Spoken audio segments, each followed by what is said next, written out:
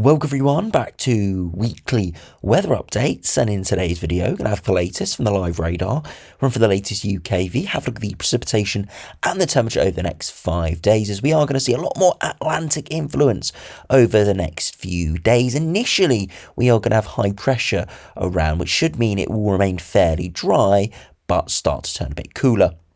However, later on in the week, low pressure will make a return and we are likely to go much more unsettled. Now, we're not expecting huge barrages of rain at this stage, but yes, we are going to see some showers and we are going to see some weather fronts. There will be longer periods of rain around, and by the end of the week, if you're escaping the rain, then you are pretty lucky indeed, as it is looking fairly widespread, but hopefully, as I said, not big walls of rain, hopefully not too much as we do progress towards the end of March. Beyond that, as we see from the longer range charts, we continue to look fairly chilly, perhaps even cold once again to start April. But again, we are getting into the mid-spring period now, so it is very difficult to see properly cold conditions. But nonetheless, been a shift definitely within the runs over the past day or two, and within the ensemble members as well, to something slightly colder there with more northerly flows as we progress towards early April. That has been cropping up quite a lot in the last few days and has consolidated within the runs today as well.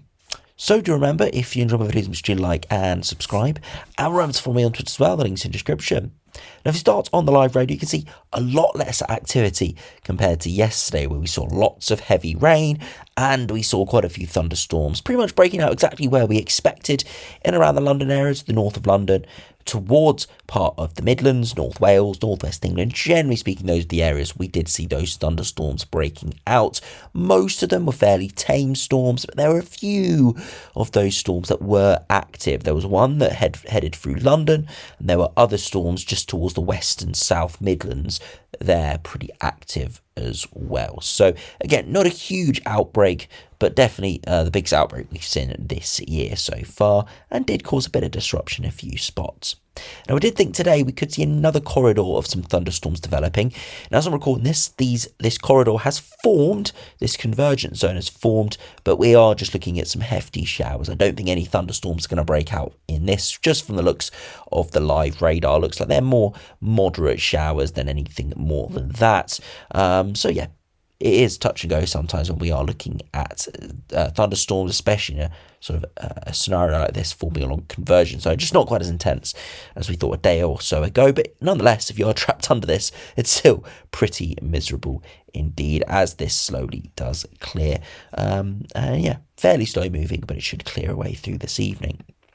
Now, do look at the temperatures. We're in the middle of the afternoon. You can see temperatures are fairly mild, nothing too bad, but we are going to see cooler conditions returning over the next few days. So it will be turning definitely chillier, and yeah, definitely things will be going back towards average or even below average once again.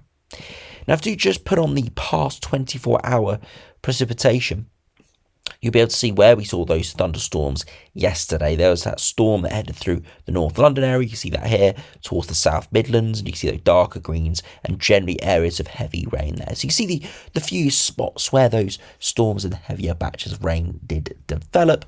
And again, nothing too ridiculous, but nonetheless, still a lot more activity than we've seen in the last few weeks.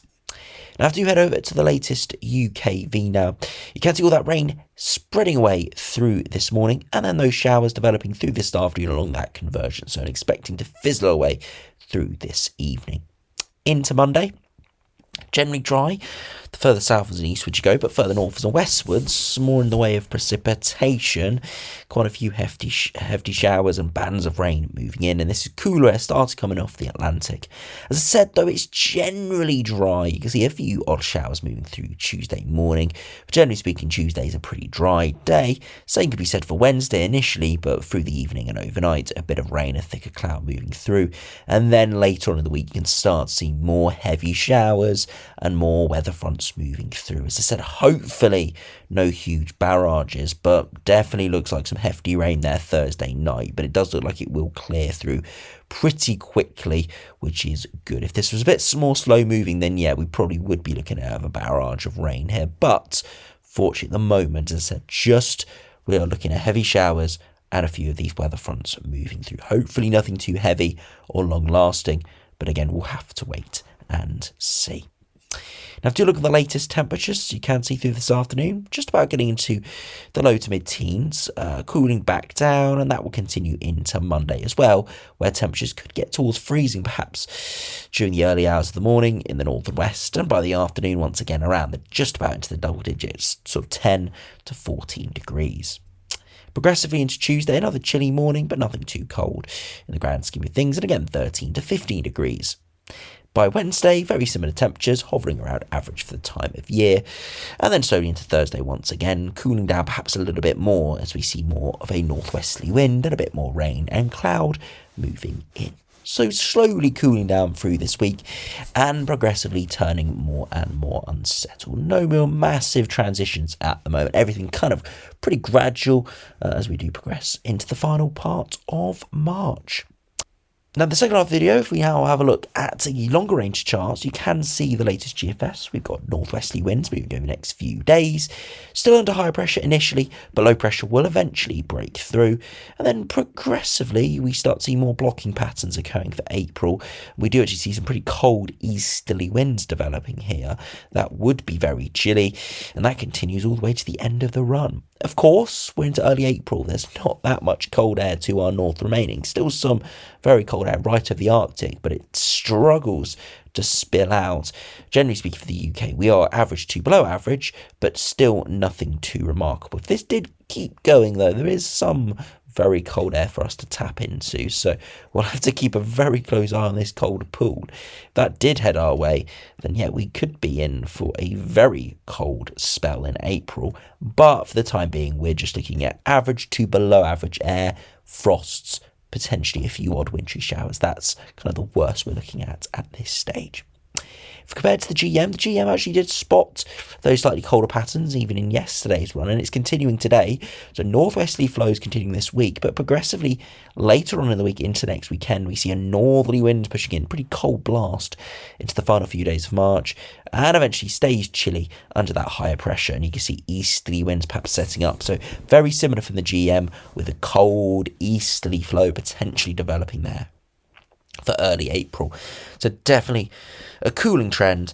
Again, we're not looking at anything ridiculous, but probably similar to what we saw about a week ago, 10 days ago, where we saw lots of overnight frosts and a very cold feel in general. Nothing like a January day, but 8 to 10 degrees, cold for the time of year.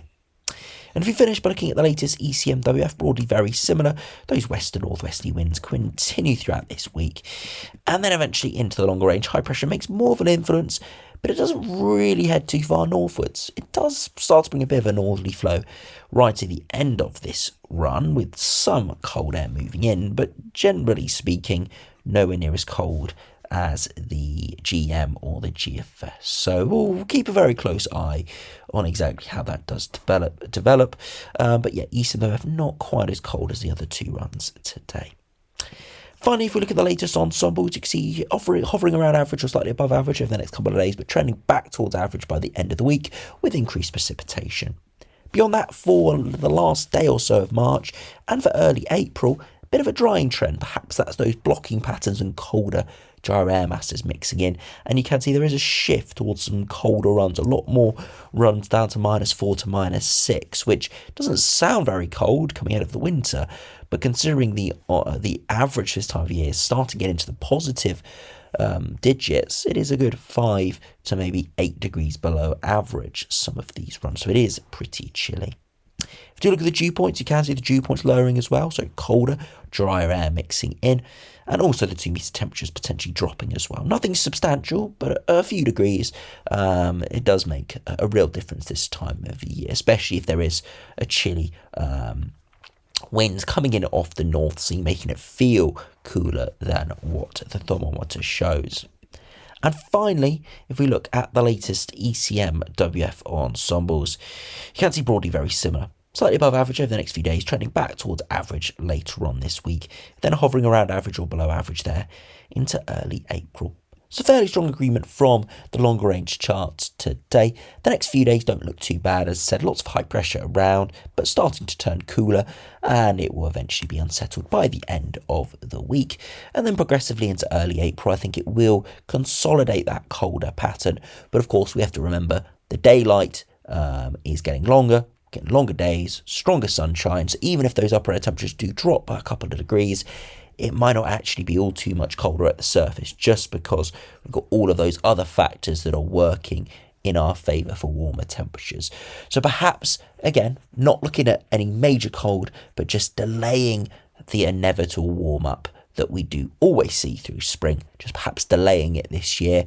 And as I said in prior videos, we're kind of expecting that because of that sudden stratospheric warming. It's the typical sort of pattern, delaying the spring warm-up. Yes, warmer temperatures could be here or there, like we've seen this week, like we saw a couple of weeks ago.